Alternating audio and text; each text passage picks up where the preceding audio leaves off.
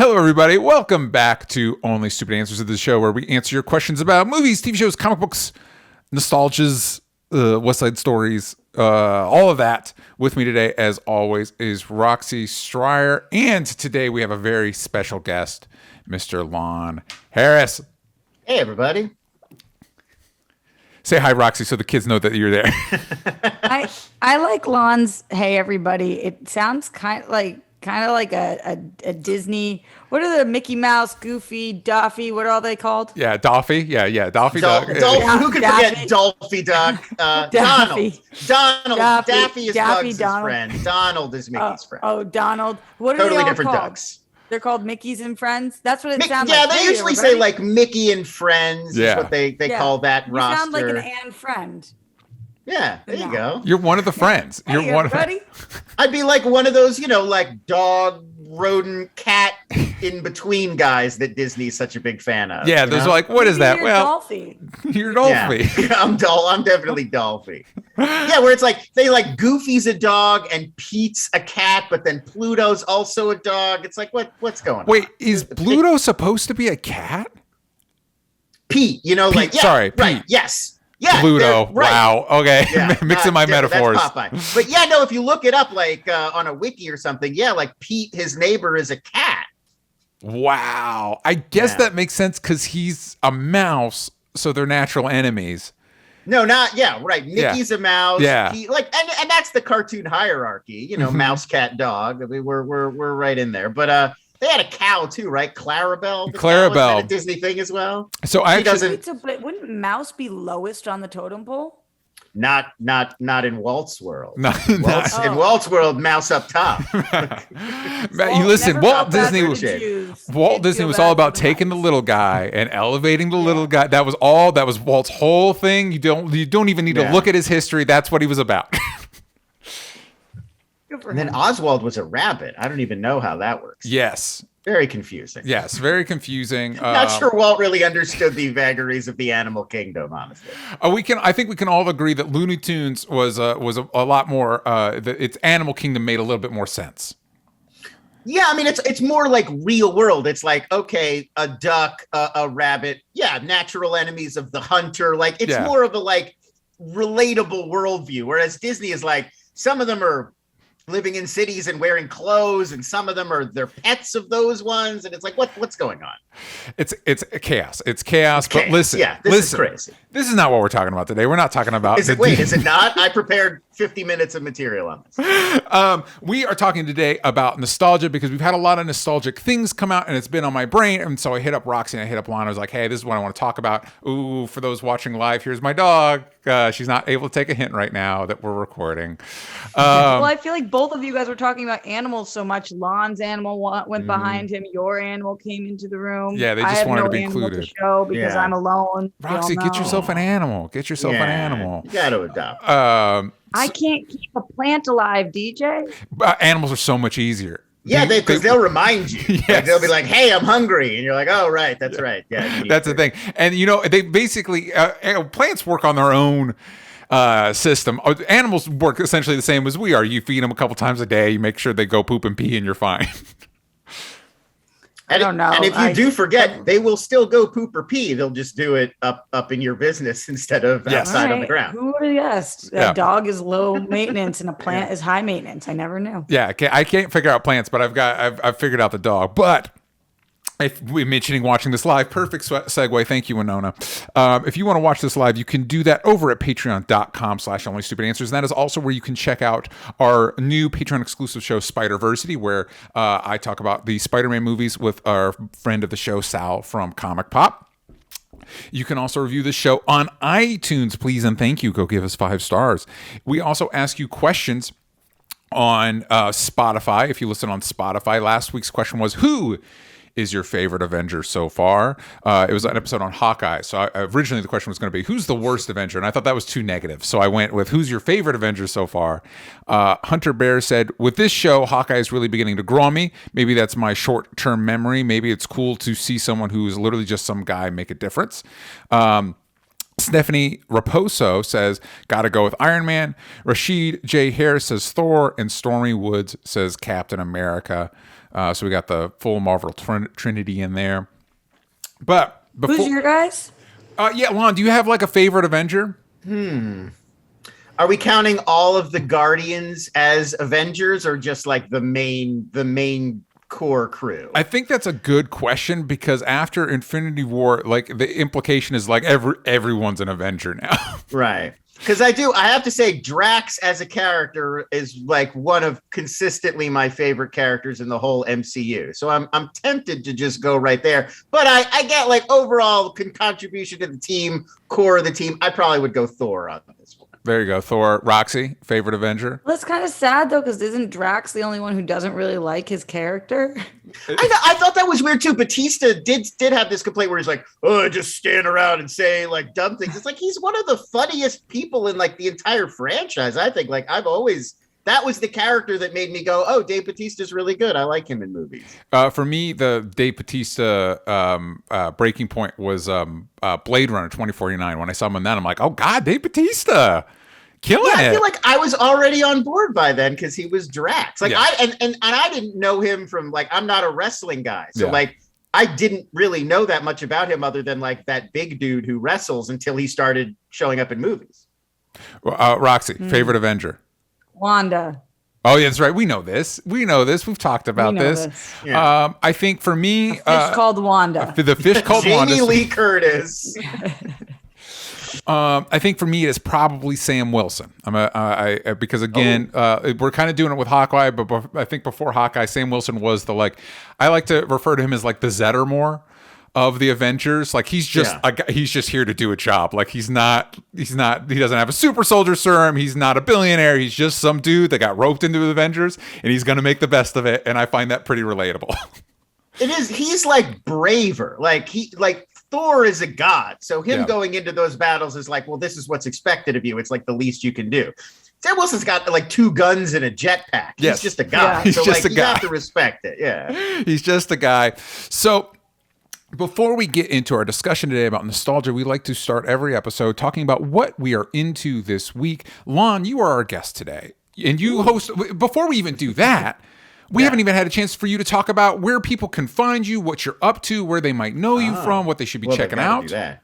What are you up to, Lon? What am I up to? A lot of the same stuff I've been up to. I'm doing a podcast with Hal Rudnick called Binge Boys, where we watch whatever is streaming that week. So definitely got some things I can recommend to you guys in a few minutes here. I'm still writing for Screen Junkies and Fandom and Honest Trailers. Of course, those come out every Tuesday. We do a commentary, which you can watch over there. I write a streaming newsletter for Inside. So if you want to read my thoughts on everything going up on the web, that's inside.com/streaming is where you can check that out. And then Video Drew from the Schmodown and I, Drew Grant, we do a podcast together as well for her network, Content Candy. So you can look that up wherever you find podcasts. You're everywhere. That's all the places. That's a good amount. That's a good amount of stuff. That's a good amount of things. Really check out the description for links. Yeah, if you can keep going, keep going. I know that's okay. That's fine. So you mentioned Binge Boys. So you said, you got a lot to recommend. What are you into? What are you watching that you want to share with the class today? Well, I have you seen that?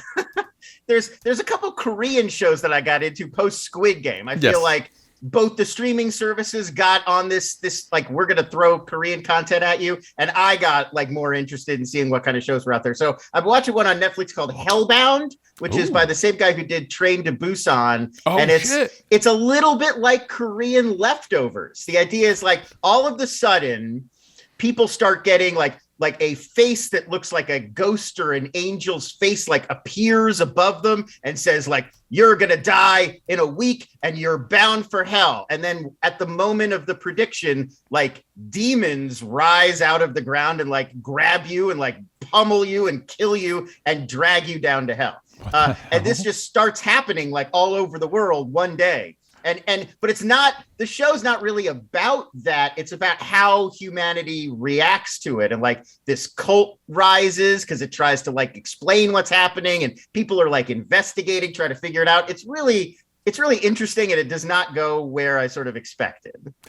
That sounds really interesting to me because I do kind of like the idea of when dealing with like spiritual or supernatural things, like the truth is, if it were to happen, we wouldn't know the backstory of it. Would just start happening, and then we'd have to be like, but why though? Why is this going on now? Yeah, I feel like 2 questions. Shoot. Number 1, this is live action. It's live action. It's a 6-episode like first season of the show. It's on Netflix now. Yeah. And number 2, you know how Leftovers, which I am assuming you finished. Yes. I don't know if we've spoken about it since it's been done. I think at some point. Yeah. You and I definitely at least briefly discussed it before.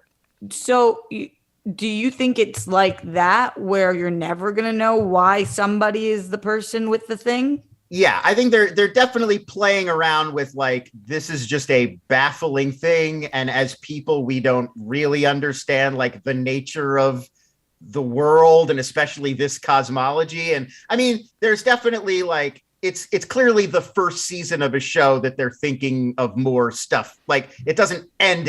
It ends with like stay tuned for season 2 of Hellbound. So they're going to keep deepening and broadening the mystery, but it's definitely less about let's get to the bottom of this and more about, oh, this would make everybody go insane. Like this would ruin the world if this started to happen. We would all lose our minds and have no idea how to deal with it. Are some of them kids? Yes. Like part of it is they try to come up with like, oh, well, these people must be bad. Like this is you're a sinner and this is God dragging you to hell. But then they start to play around with that idea of like, this person doesn't seem bad. And like that person seems really bad and it's not happening to them. And so like, that's what kind of leads everybody to get like paranoid and crazy and not know what to make of it. I love this show.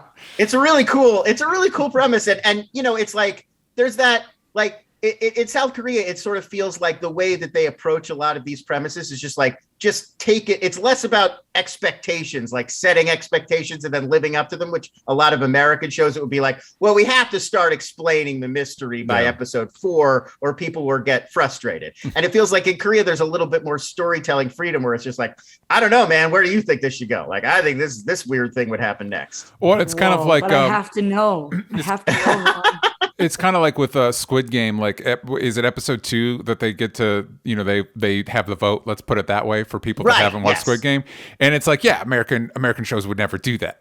Would never do that. People are like, what? Yeah. Like, right. It's like they'll throw you curveballs, but not so much of a curveball that it's like, I don't know what to make of this. And it feels like, yeah, there's just, you know, like it's a different approach to that kind of storytelling over there.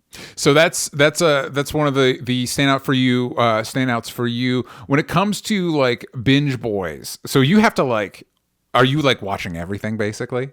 I try to watch a lot of stuff. My rule is like, I'll give everything 2 or 3 episodes. And if I'm not into it by then, I just put it aside and like move on to the next thing. Cause I just got like, there's too much to get through. I can't finish everything, but, yeah, I try to give everything like a fair shot. So I don't get to everything because obviously there's just not enough time. But I try to get in as much as I can week to week, just so in conversations like this, I feel prepared with like, you know, I've seen the big stuff everybody wants to talk. Like I haven't missed Wheel of Time, so I can talk about that. But I've also seen some more like odds and ends, obscure things. So I haven't checked out Wheel of Time yet. Roxy, have you seen Wheel of Time, the Amazon Prime show?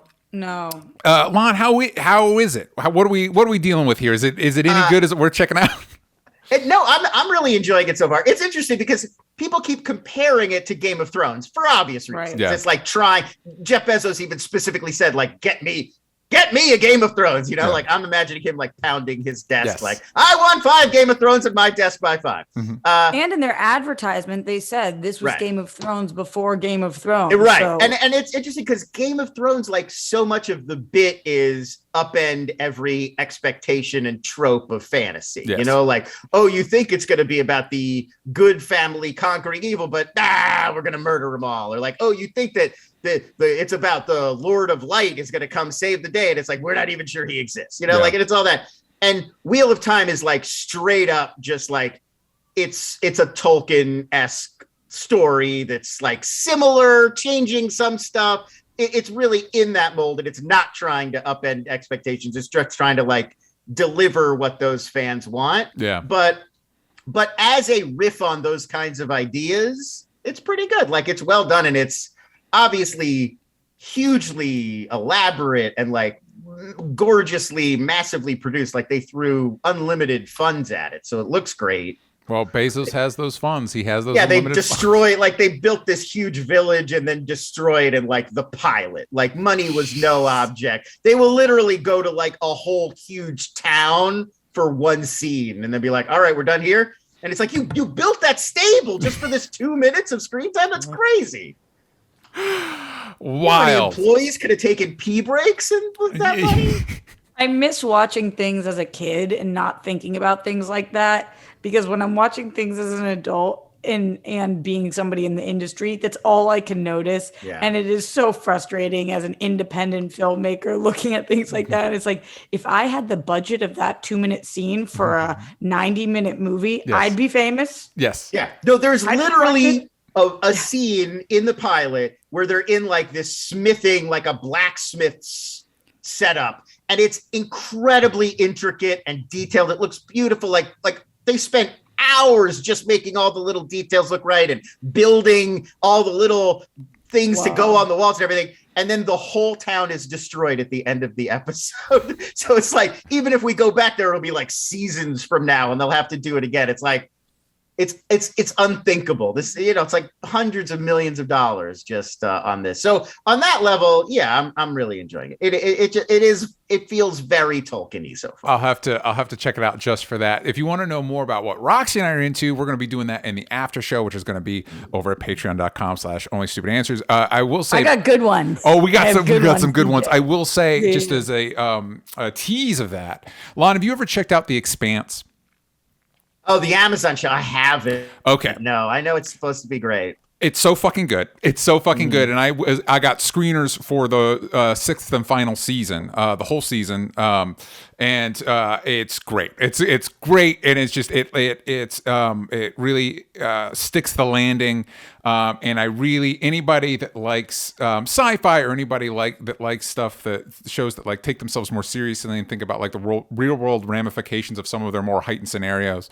The Expanse is really, really, really fantastic. And soon, but at the end, it's the season 6 starts at the end in December. And like by the end of December or like early January, the whole show will be on Amazon, so you can just watch the whole thing. But yeah, so I'll talk more about that in the after show on Patreon. Before we get move forward in the chat today, we've got some of our audience talking about what they are into. Kayla Marie is into Encanto, which emotionally wrecked me. I started Young Justice, which is so good. OMG. Leonard Kim is watching Hawkeye, Man in the Arena, Wheel of Time, Cowboy Bebop, Arcane, Sex Lies of College Girls, Star Trek Discovery, Swagger, Acapulco, and tons of sports.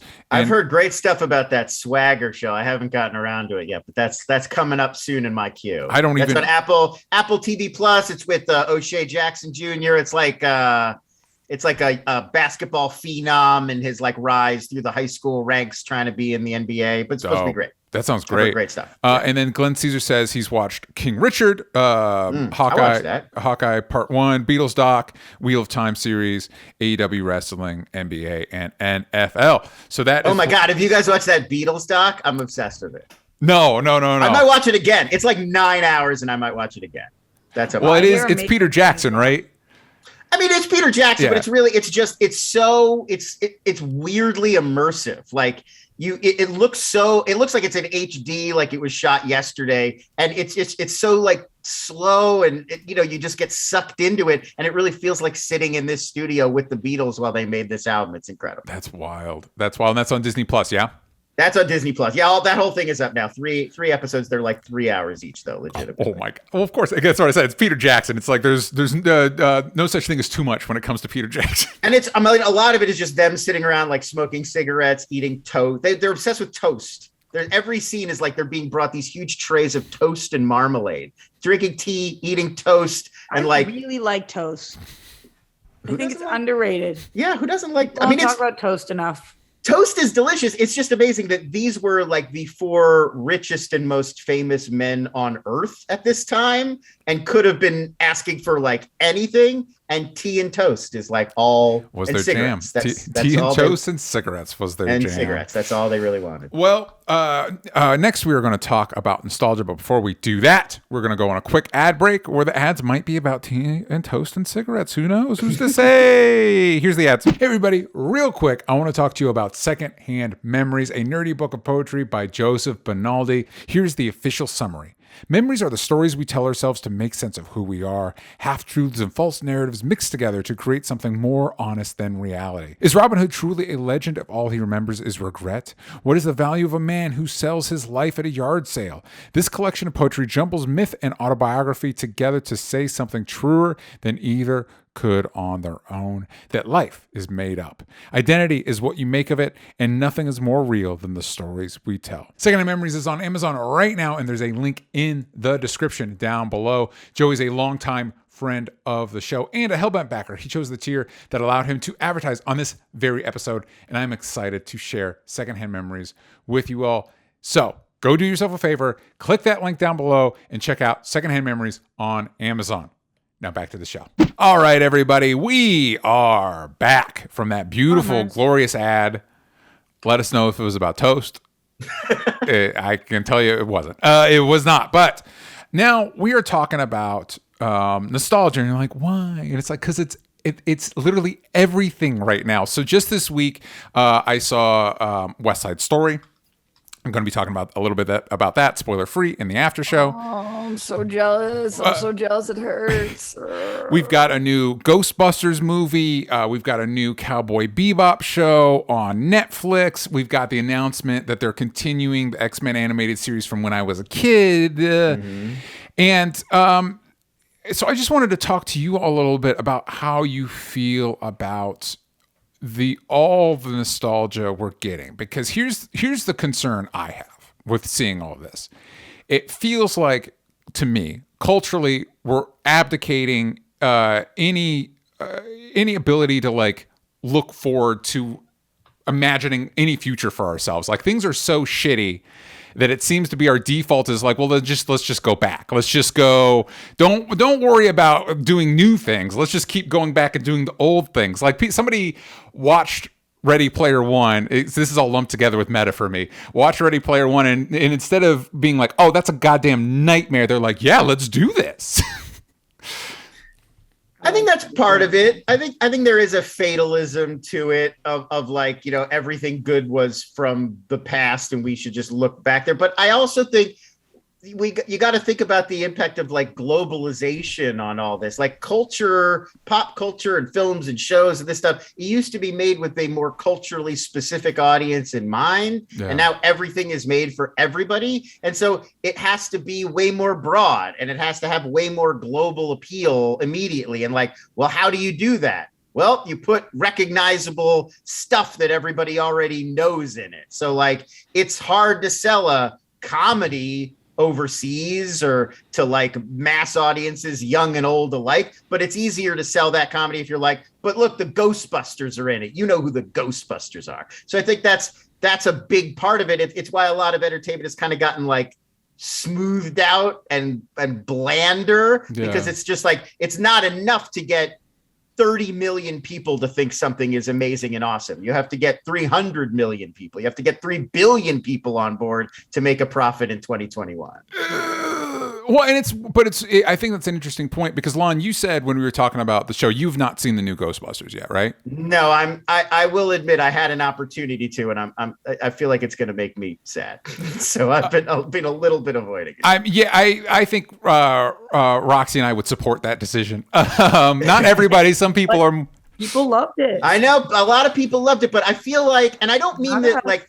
I've said this, people have gotten a little upset with me. I don't mean this negatively. I'm not criticizing you if you liked it. Everybody likes it. I'm sure I like stuff you don't like. I don't mean this in a pejorative way.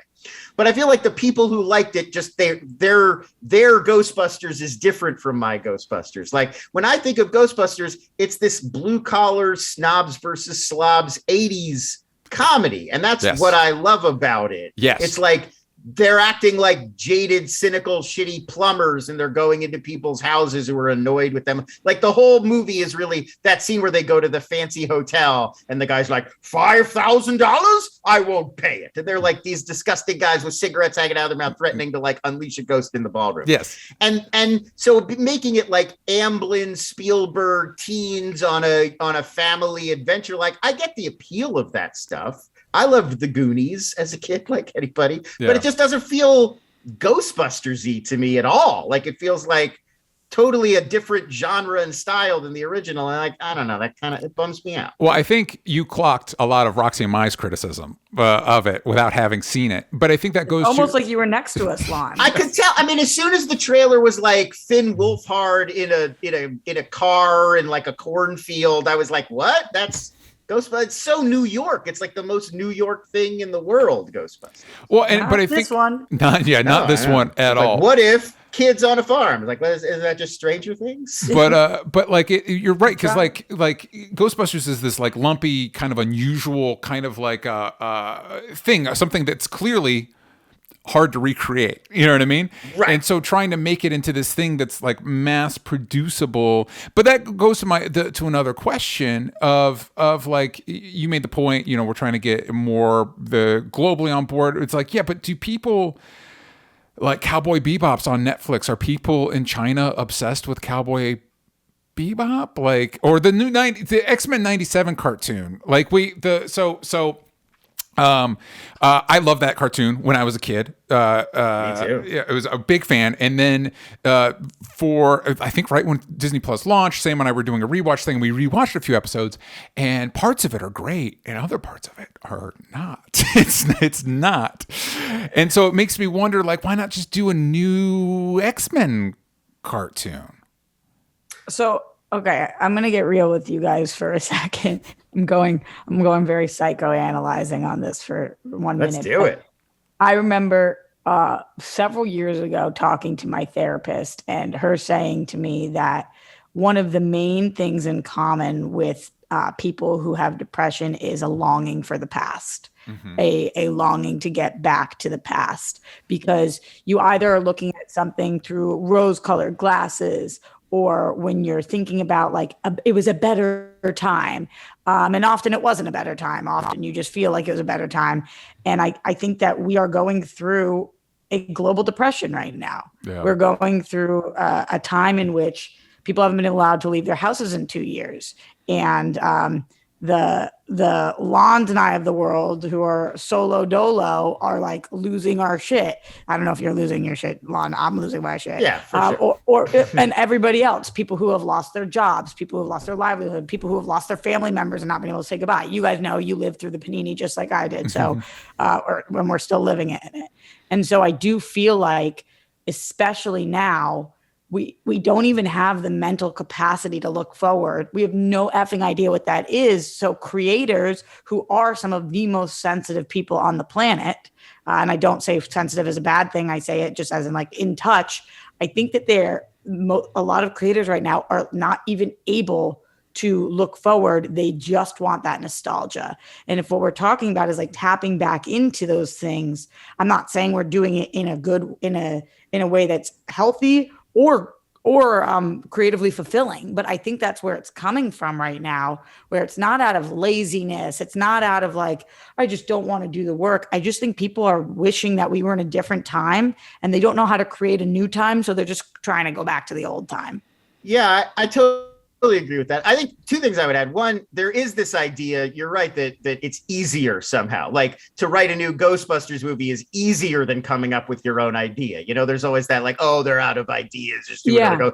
It's harder. Like coming up with your own original story would be a lot easier than trying to please everybody who loves classic Ghostbusters while also reinventing it for a new generation and being faithful to all the storytelling things that like Dan Aykroyd was just throwing out ideas for the original one. It didn't have to conform to all kinds of other backstory and stuff that it was inheriting. So it's harder. Like it's not easier. And that idea that it's just laziness makes no sense. Like it's really tough to constantly reinvent old things in ways that feel fresh and new, as opposed to just everybody who becomes a writer wanted to write their own stories, not retell someone else's, like on a fundamental level.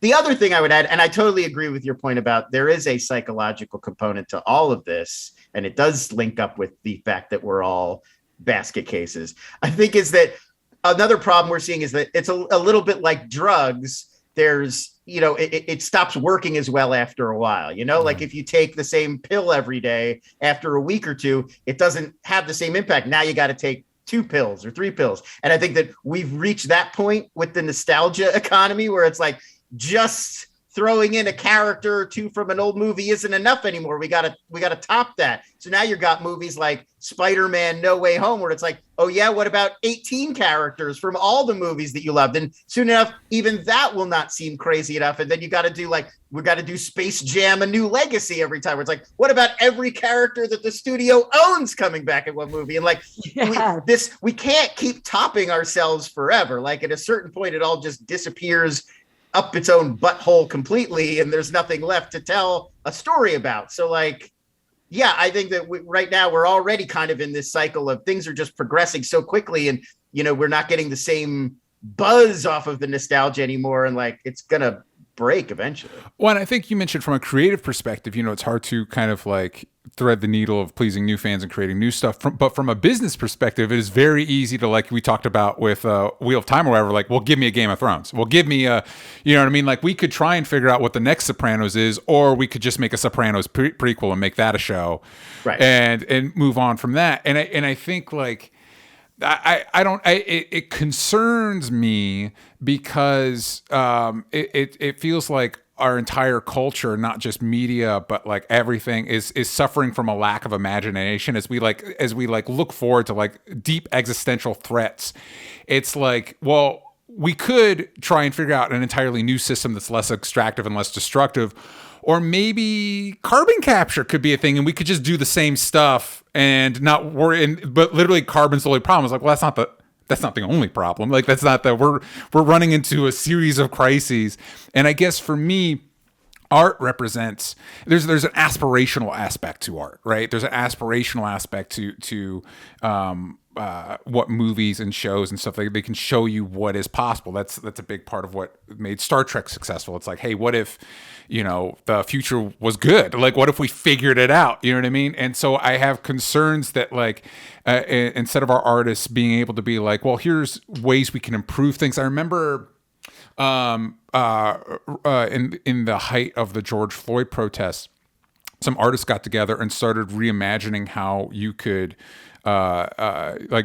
doing conceptual drawings of what police could be we get rid of police and we replace them with mental health people, and we replace them with sanitation people, and we replace them with first responders in this way. You know what I mean?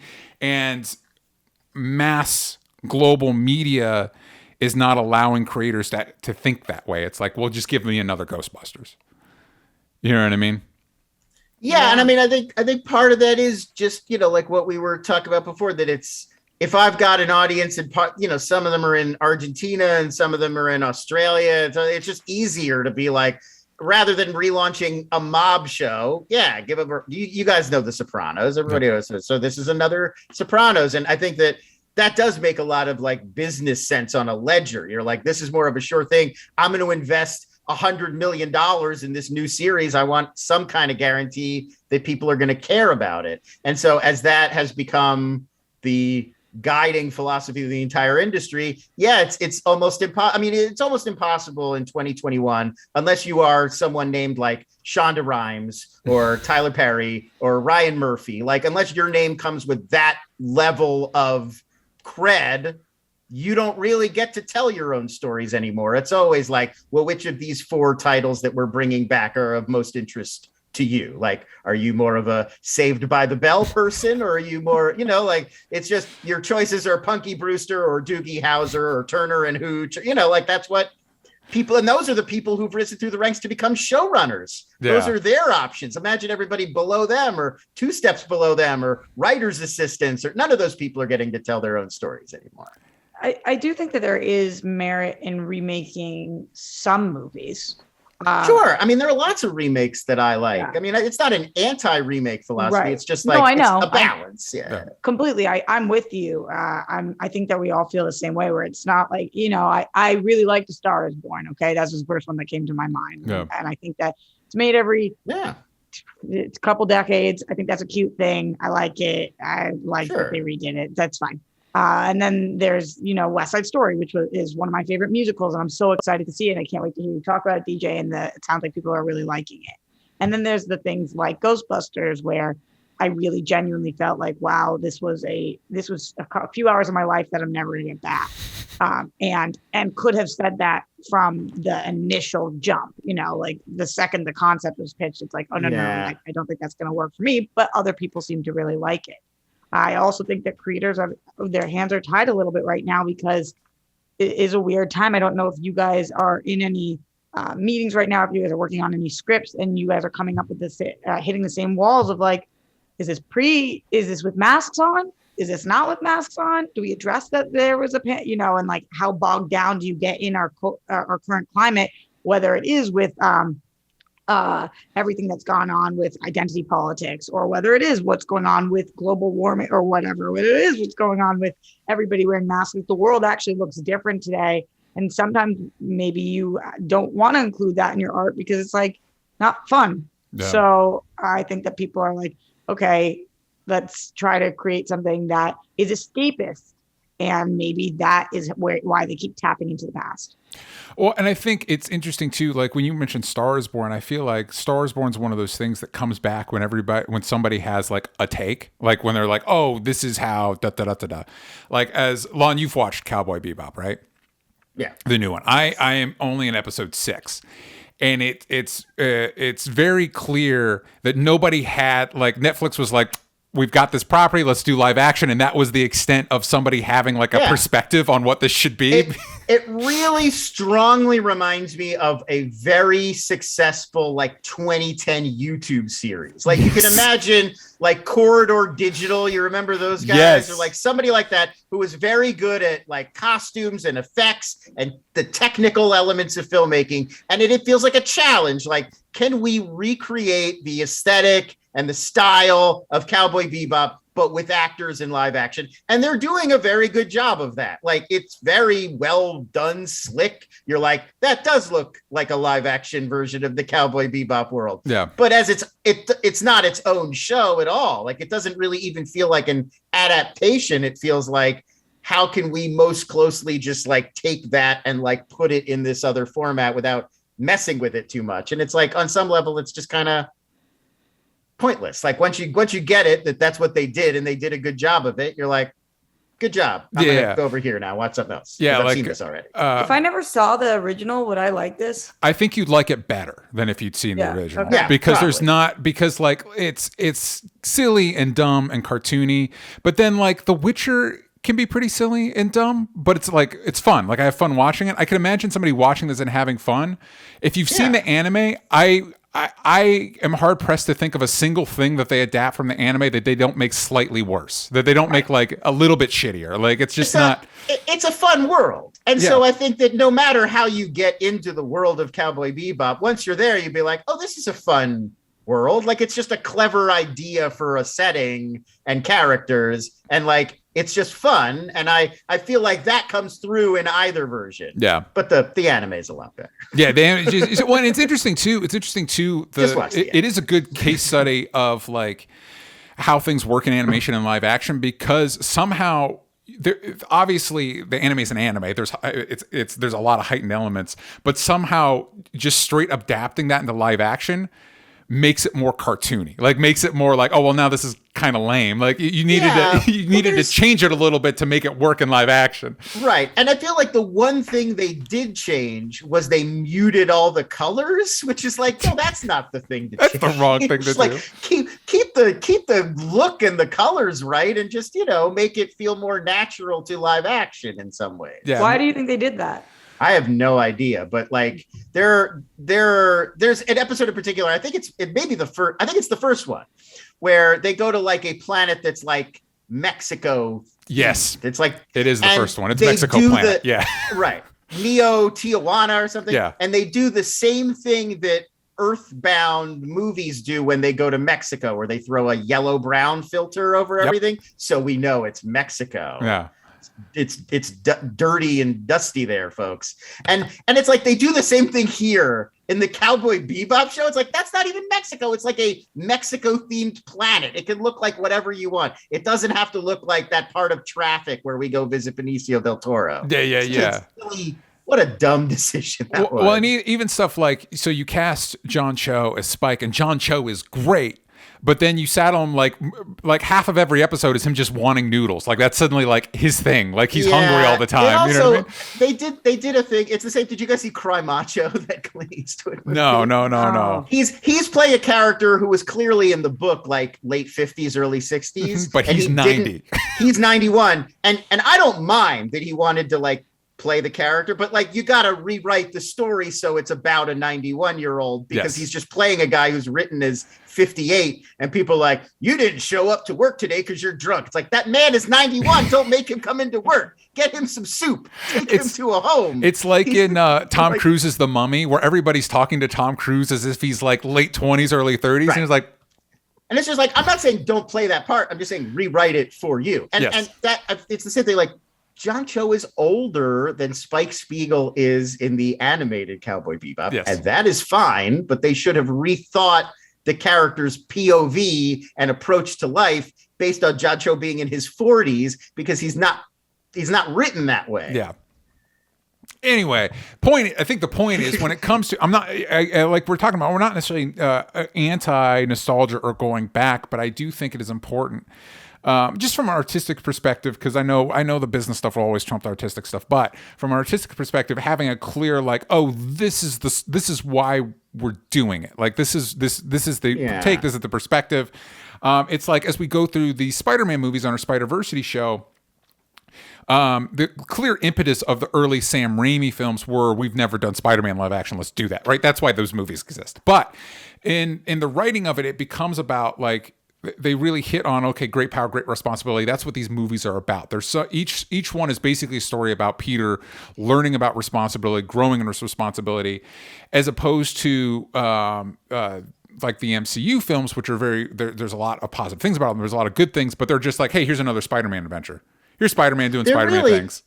I haven't seen the third one yet, but the first two are so weirdly about the mentor-protege relationship. They've really gotten very sidetracked by that in the Tom Holland ones, where it's always about like Spider-Man learning to work with a teacher, or learning to like take instruction or guidance or whatever. And it's sort of an odd choice. Yeah, so so the thing is, I would like, and like I'm hoping with this obviously this is a show, not a movie, but this new like X-Men 97, it's that we're continuing the old thing, but here's why. You know what I mean? Here's what we have to say about that. Here's like, and going even if it's not a reboot, something like Stranger Things. Stranger Things is set in the 80s, but it doesn't have anything to say about the 80s or what that it's purely, and it's not even set in the 80s, it's set in an 80s movie. Like it's right, not, that's what like, I was gonna say. The interesting thing about Stranger Things is, more so than a lot of these other projects,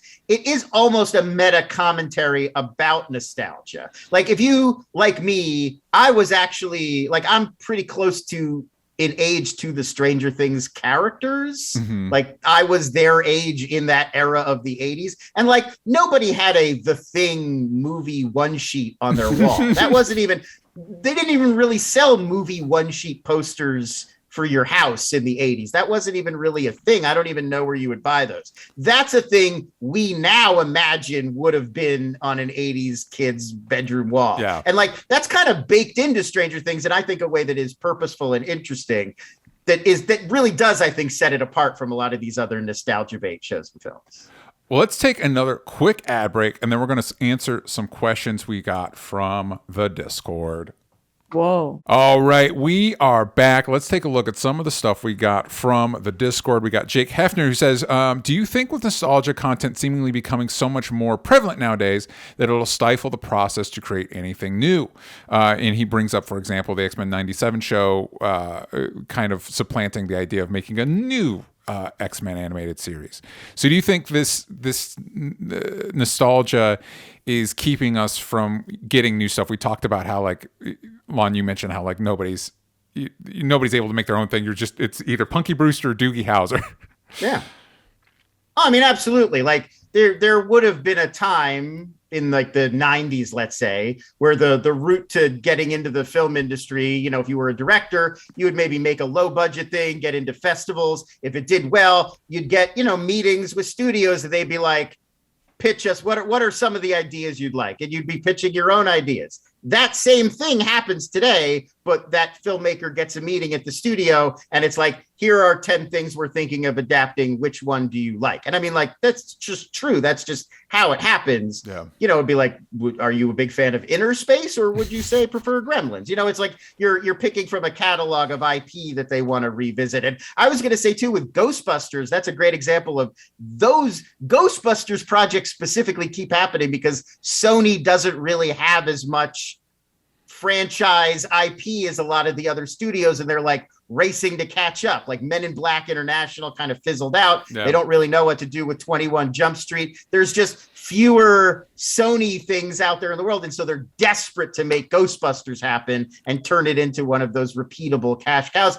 And that's just the industry now. So yeah, it's totally crowding out other original ideas that probably would otherwise have seen the light of day. Like, unless you're the Russo brothers, you don't get to make one of those anymore. I'm still genuinely shocked that they haven't tried to make a Ghostbusters or Men in Black live action TV show. Like, it just feels like those premises would work so well in that environment, and it's like, anyway, whatever. Yeah, I mean, That all has been that pitched like a bunch of times by somebody in some rooms, and there must be something that they're running into, or it's a not yet kind of thing. all of those things are coming. I mean, just think about, you know, like Karate Kid is also Sony, and that's exactly what happened. You know, like they made that movie with Jackie Chan.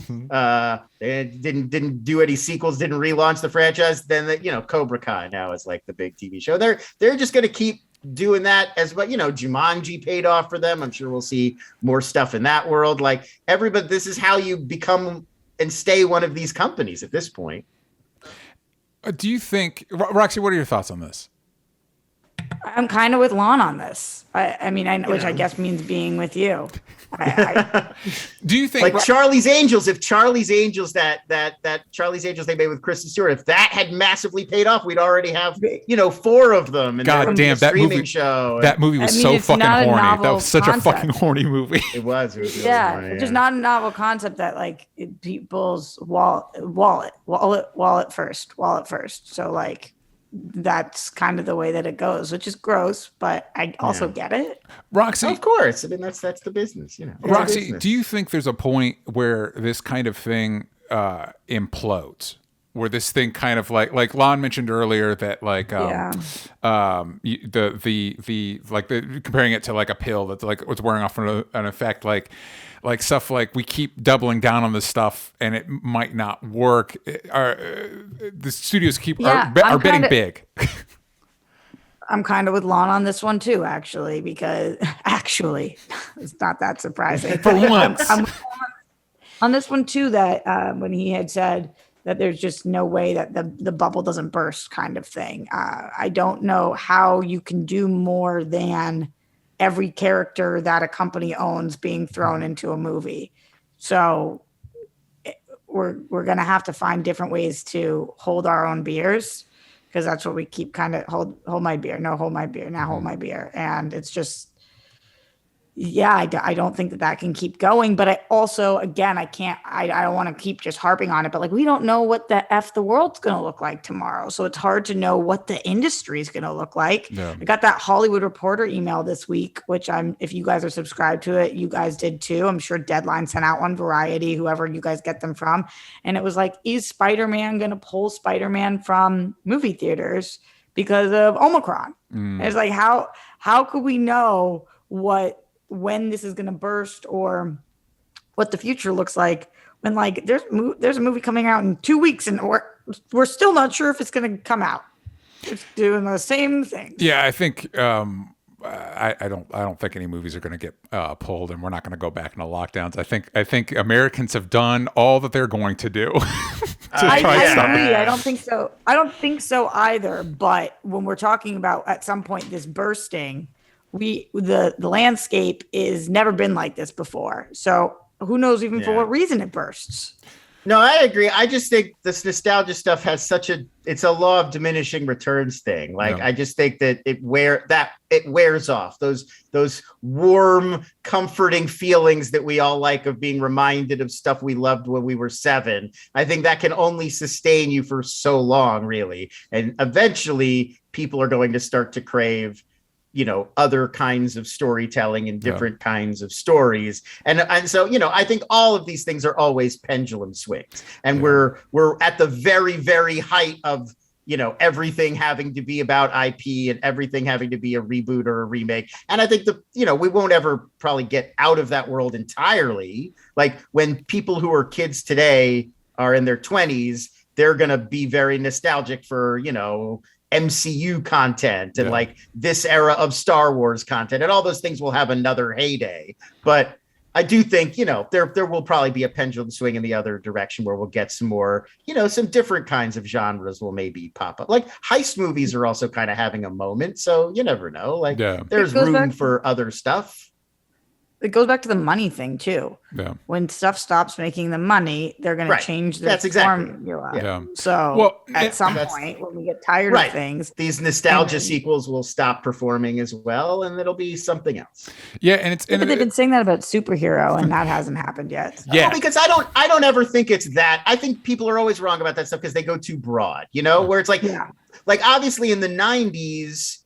Disaster movies were a huge fad and much more dominant at the box office. But it's not like disaster movies went away. Yeah. Greenland, Moonfall, they still come out all the time. I can't wait for friggin' Moonfall. Are you kidding? So I mean, it's just a trend. And I think that even if the superhero trend peters off a bit, it's not like superheroes are friggin' going anywhere. And this idea that one day it's just going to crater and there will be no more big superhero movies is like dumb. Of course not. Well, and it's also important to keep in mind a couple things. One, it's not like the nostalgia stuff is new. So like for me growing up, a few things I watch is like I would watch, because of my parents' interest, I would watch Andy Griffith, which as a kid, I didn't have the wherewithal to realize that was a show made in like the 50s or 60s that was nostalgic for the 30s.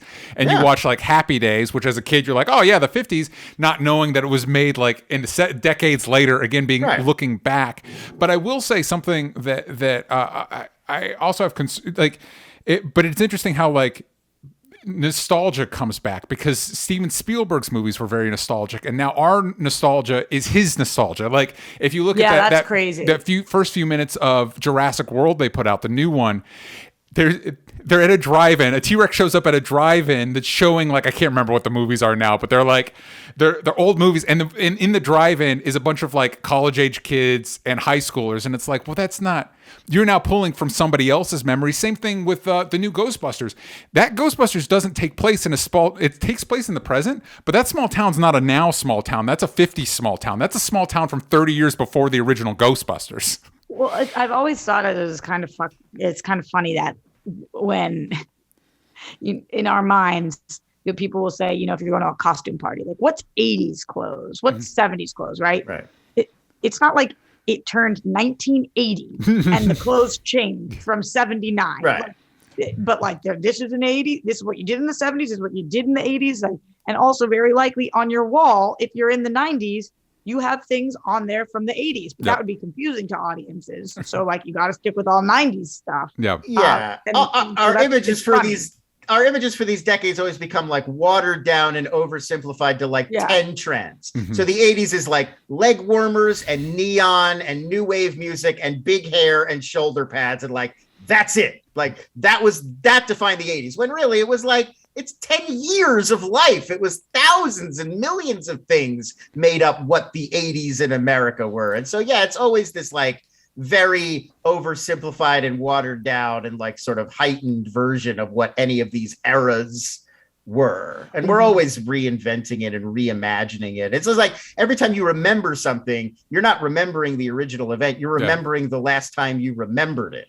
And it's the same thing with cultural memory. Like we're not remembering the 80s. We're remembering all the pop culture that's been reinventing the 80s since the 80s. Yeah. Right. And that was something like the Americans did that was very FX show. The Americans, like when it came to like the cars on the street, they were specifically like, well, it can't just be 80s cars because most people have their cars for a decade or more. So it's got to be from the 70s, from the 60s. Like that's what these cars would be if actually in this time. And it's not all cars that necessarily like read the 80s. Like there are cars that look 80s to us, but there are also cars that like Oldsmobiles that look the same for 30 years. Yeah. And so it's just like there would have been a mix on the street of all of that stuff. So before we go, one last question from Leonard Kim.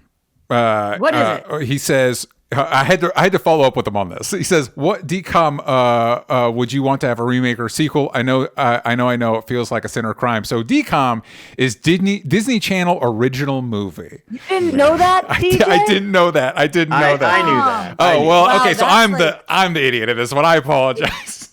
DCOM, of course. Yeah, Disney Channel original movie. Almost like you don't even like Brink. I can't believe it. Yeah, I can't even, honestly, I don't know if I could pull a Disney Channel original movie from my brain. Are you being serious, DJ? Is the one with the dad from, nope, I'm sorry. There are a lot with a dad. There are a lot with a dad. Sometimes the dad's from somewhere. There's a dad from a sitcom that I cannot remember that is not Sister Sister, but for a second in my brain it was Sister Sister, but it's not though, and now I can't remember what sitcom it is. I wish I could help you. But it's a superhero one.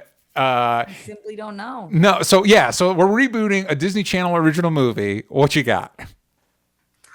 Most of these were after I was like a man already for this trend. Yeah, so that's the thing is like the Disney Channel original movies were more my sister's thing than my thing. Yeah, well, like in the 80s they did have some, but they're not. I don't think those are officially on the like DCOM list. I think that started in like the late 90s. I think they were more like original Disney movies that they just like put on TV rather than opening them theatrically. Like, you know, this is an embarrassment from both of you guys. I mean, I can name some. Like, I know Halloween Town is one. Boom, there it is. It wasn't my personal favorite, you know? So, okay, the creepiest one of all of them. Do you guys remember Don't Look Under the Bed? No. Oh my God! Wait, no, hold on. I'm looking it up. Hold on. That was from 1999. I was in college, Roxy. Doesn't matter. Well, no, I will pull this. Okay, one of the Disney Channel original movies I remember like played a little bit with Slasher Convention, and there was one where like a knife ended up in the garbage disposal and it was like going around and like a person's head was being put towards it, and I remember being like, "This is a Disney Channel movie." Is that Don't Look Under the Bed? No. Okay. Listen, Don't Look Under the Bed was really scary. Like this was like Goosebumps, Are You Afraid of the Dark kind of scary, but scarier with the boogeyman and the boogeyman under the bed. That's where it comes from. It was so creepy, and I really feel like that one you could bring back and it would be fire. The Halloween Town movies are the best DCOMs, but it's really hard to remake those because they just have such a twinkle in their eyes still. Right. And you don't want to mess with the... They just made one, right? They just did like a mummy one. Under Wraps, it's called. Yes, they just did their first like remake of a DCOM that like is now new again, and they called it Under Wraps. It's about like kids who bring back a mummy. I think I vaguely remember the original, and now that you're saying that, you know what one I pick is Cheetah Girls because my friend Rupak was in the third one. There you go, Cheetah Girls. That was a Raven. Are you serious right now that Cheetah Girls was a DCOM? I don't remember that. Cheetah Girls, Cheetah Sisters. The whole Cheetah Girls franchise, I believe, debuted as Disney Channel original films. I believe. Sing it with me now, Lon. We stick together. that was a Raven Simone vehicle, right? Cheetah Girls. Yeah. So good, but they guys. But the Cheetah Girls One World features my friend Rupak anymore. There's a lot of Cheetah Girl drama. You guys haven't been keeping up with it. It's been a whole problem. But you could like Girls Five Eva, the Cheetah Girls. That's a show waiting to happen. It's tough. Johnny Tsunami, that one was excellent too. Was it Cadet Kelly? Y'all seen Cadet Kelly? My family watched Cadet Kelly when that came out. Cadet Kelly was awesome. That was the Christy Carlson Romano, Hilary Duff one. Yes. Literally, I was not even living at home anymore to be watching these with my family. I was like a man with an apartment at this point. Oh my God, get a clue. I'm looking at a whole list. You guys missed out. I'm going to make a list for you guys. Please do. Kayla Marie in the chat is trying to pitch Sky Oh, you know what? Sky Cadet High. Kelly. I thought Cadet. I'm looking this up with Hilary Duff. I have seen this movie. I thought this was a theatrical. I thought that was a theatrical movie. Well, Look at the Irish. Look at Irish was fire. Well, speaking of that, Lon in the chat, Kayla Marie is trying to pitch Sky High, but I do believe Sky High was a theatrical. Sky High was definitely a theatrical movie. Yes. So wait, we have the answer. I know the answer. What's the answer? I forgot about this one. Do you guys remember Smart House? Vaguely. Okay, Smart House was about like, and picture this this must have been the early 90s.